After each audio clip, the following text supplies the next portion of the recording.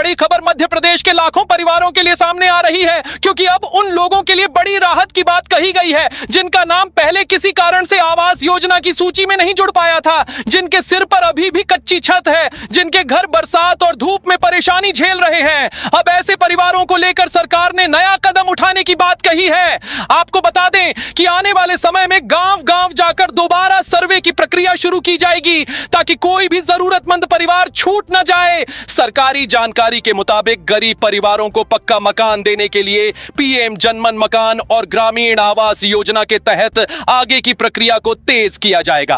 अब सवाल यह है कि जिन लोगों का नाम पहले सूची में नहीं आया उनका क्या होगा? क्या उन्हें भी मौका मिलेगा? तो साफ साफ समझ लीजिए, अब नया सर्वे कराया जाएगा और जो परिवार पात्र पाए जाएंगे उनका नाम जोड़ने की प्रक्रिया आगे बढ़ाई जाएगी। गांव में अक्सर ऐसी शिकायतें आती रही हैं कि हमारा घर कच्चा है, हमारी झोपड़ी टूटी हुई है, लेकिन हमारा नाम योजना में नहीं आया। इसी परेशानी को देखते हुए यह व्यवस्था करने की बात कही गई है कि दोबारा नहीं बल्कि जरूरत पड़ने पर तीसरी बार भी सर्वे कराया जाएगा ताकि कोई गरीब परिवार अपने पक्के घर के इंतजार में पीछे न रह जाए। सरकार की तरफ से यह भी कहा गया है कि आने वाले 4 साल का मुख्य लक्ष्य केवल विकास रहेगा। गरीब किसान, महिला और युवा के जीवन में बदलाव लाने के लिए लगातार काम करने का संकल्प लिया गया है। बात सिर्फ घोषणा की नहीं बल्कि अलग अलग क्षेत्रों में योजनाओं को आगे बढ़ाने की कही गई है। किसान के लिए, महिला के लिए, युवा के लिए और गरीब परिवारों के लिए अलग अलग प्रयास किए जाएंगे।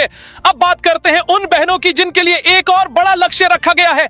लाडली बहनों को लखपति दीदी बनाने का संकल्प लिया गया है, यानी ऐसी महिलाएं जो अपनी मेहनत और योजनाओं के सहारे आर्थिक रूप से मजबूत बन सकें। इसके लिए लखपति दीदी अभियान के तहत 312 करोड़ 74 लाख की राशि दिए जाने की बात कही गई है। सरकार का कहना है कि महिलाओं को आत्मनिर्भर बनाने की दिशा में यह एक महत्वपूर्ण कदम है। लेकिन सबसे बड़ा सवाल उन परिवारों का था जिनका मकान अभी तक नहीं बन पाया था, क्योंकि कई गांवों में आज भी ऐसे परिवार मौजूद हैं जिनके पास जमीन तो है लेकिन पक्का घर नहीं है, जिनकी कच्ची दीवारें और कमजोर छत हर मौसम में परेशानी खड़ी करती हैं। अब ऐसे लोगों के लिए नया सर्वे शुरू करने की बात कही गई है। सर्वे के बाद पात्र गरीब परिवारों को पक्का मकान देने की प्रक्रिया आगे बढ़ाई जाएगी। आपको बता दें कि 82,190 मकान और जोड़ने की बात सामने आई है। यह मकान इसी वित्तीय वर्ष में मध्य प्रदेश को दिए जाने की जानकारी दी गई है ताकि आवास निर्माण का काम तेजी से पूरा हो सके। इसके साथ ही आवास प्लस सूची में शामिल परिवारों को भी आगे लाभ मिलने की बात कही गई है। अब यहाँ एक और महत्वपूर्ण बात समझना जरूरी है, क्योंकि बहुत से लोग यही सोच रहे थे कि क्या कुछ शर्तों के कारण उनका नाम हट जाएगा, तो इसमें बदलाव की बात कही गई है। पहले कुछ ऐसी पात्रता शर्तें थीं जिनके कारण कई लोग योजना से बाहर हो जाते थे, लेकिन अब उन नियमों में बदलाव की जानकारी दी गई है। पहले अगर किसी परिवार के पास मोटरसाइकिल या स्कूटर होता था तो कई बार उसे पीएम आवास योजना के लिए पात्र नहीं माना जाता था, लेकिन अब बताया गया है कि 2 पहिया वाहन रखने वाले परिवारों को भी प्रधानमंत्री आवास योजना का लाभ मिल सकेगा, क्योंकि आज के समय में मजदूरी करने जाने के लिए भी बहुत से गरीब परिवारों के पास 2 पहिया वाहन होना जरूरी हो गया है। अब दूसरी बड़ी बात आमदनी को लेकर है। पहले यह शर्त बताई गई थी कि अगर किसी की आय 10,000 रुपए से ज्यादा है तो उसे पीएम आवास योजना का लाभ नहीं मिलेगा, लेकिन अब इस सीमा को लेकर बदलाव की बात कही गई है, क्योंकि अगर महिलाओं को लखपति दीदी बनाना है तो उनकी आमदनी बढ़नी भी जरूरी है। इसलिए अब 10,000 रुपए वाली सीमा में राहत देने की बात कही गई है और बताया गया है कि 1,000 रुपए महीना तक की आमदनी वाले परिवारों को भी आवास का लाभ मिल सकता है। किसान भाइयों के लिए भी बड़ी जानकारी सामने आई है, क्योंकि खेती करने वाले कई परिवारों ने यह सवाल उठाया था कि मेहनत करने के बाद भी उनका नाम क्यों नहीं जुड़ता। अब बताया गया है कि जिन किसानों के पास 2.5 एकड़ तक सिंचित जमीन है और 5 एकड़ तक असिंचित जमीन है, उन्हें भी पीएम आवास योजना में शामिल किया जाएगा और सर्वे के दौरान उनका नाम जोड़ने की प्रक्रिया की जाएगी। अब सबसे जरूरी बात आती है सर्वे की, क्योंकि कई बार ऐसा होता है कि किसी गांव में एक व्यक्ति का नाम जुड़ जाता है और दूसरे व्यक्ति का नाम रह जाता है। इसी समस्या को खत्म करने के लिए अब स्व सर्वे यानी सेल्फ सर्वे की सुविधा की बात कही गई है। इसका मतलब यह है कि व्यक्ति अपने मोबाइल से भी सर्वे की प्रक्रिया पूरी कर सकता है। अब इसे आसान भाषा में समझिए। अगर आपके पास मोबाइल है तो आप अपने आधार नंबर की मदद से प्रक्रिया शुरू कर सकते हैं। मोबाइल पर लॉगिन करने के बाद अपना फोटो लेकर फेस ऑथेंटिकेशन की प्रक्रिया पूरी करनी होगी। इसके बाद मोबाइल पर ही एक फॉर्म खुलेगा जिसमें जरूरी जानकारी भरनी होगी।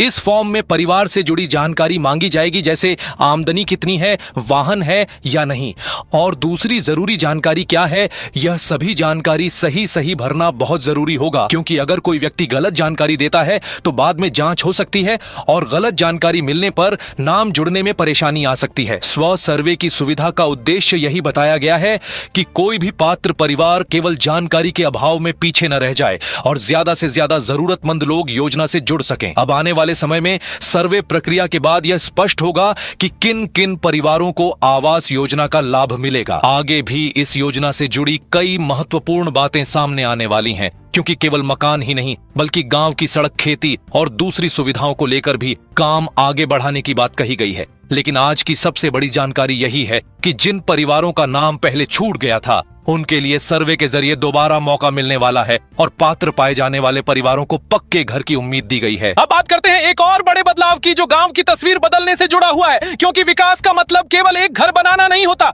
बल्कि गांव तक सुविधाएं पहुंचाना भी होता है। इसी दिशा में प्रधानमंत्री ग्राम सभा योजना के चौथे चरण की शुरुआत की बात कही गई है। इस चरण में उन क्षेत्रों को भी जोड़ने का लक्ष्य रखा गया है जो पहले विकास की मुख्य धारा से पीछे रह गए थे।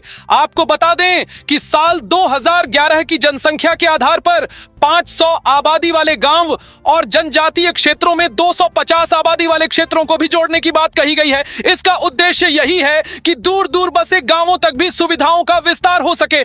अब बात करते हैं उन परिवारों की जिनके लिए सरकार ने अलग अलग सहायता योजनाओं को आगे बढ़ाने की बात कही है। सरकार की तरफ से यह भी कहा गया है कि हर महीने मिलने वाली योजनाओं का लाभ लगातार जारी रहेगा और लोगों तक सहायता पहुंचाने का काम आगे भी चलता रहेगा।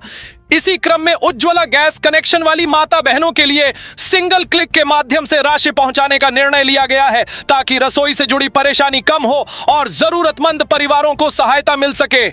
इसके साथ ही बुजुर्गों के लिए भी बड़ी जानकारी सामने आई है। सामाजिक सुरक्षा पेंशन योजना के तहत 55,800 से ज्यादा हितग्राहियों के लिए आज ही 335 करोड़ की राशि जारी करने की बात कही गई है। यह राशि उन बुजुर्गों तक पहुंचाने का प्रयास है जो इस योजना के माध्यम से सहायता प्राप्त करते हैं। सरकार का कहना है कि समाज के हर वर्ग तक योजनाओं का लाभ पहुंचाने के लिए लगातार काम किया जा रहा है। अब आते हैं युवाओं की बात पर, क्योंकि किसी भी प्रदेश की सबसे बड़ी ताकत वहां के युवा होते हैं और इसी सोच के साथ स्वामी विवेकानंद जयंती के अवसर पर युवा शक्ति मिशन योजना शुरू करने की जानकारी दी गई है। इस योजना का उद्देश्य युवाओं को आगे बढ़ने के अवसर देना है। सरकार ने कहा है कि केवल पढ़ाई की डिग्री होना ही काफी नहीं है बल्कि युवाओं के हाथ में काम होना भी जरूरी है ताकि वह सम्मान के साथ अपना जीवन आगे बढ़ा सकें। आपको बता दें कि युवा शक्ति मिशन के लिए सरकार के अलग अलग मंत्रालयों को जोड़कर एक योजना बनाने की बात कही गई है ताकि युवाओं को अलग अलग क्षेत्रों में अवसर मिल सके, युवा अपनी क्षमता को पहचान सके और अपने पैरों पर खड़ा हो सके। सरकार का कहना है कि आज का युवा केवल नौकरी खोजने वाला नहीं बल्कि अपनी योग्यता के अनुसार आगे बढ़ने वाला युवा बनना चाहिए। उसे काम करने का अवसर मिले, उसे सम्मान मिले और वह मजबूत बने।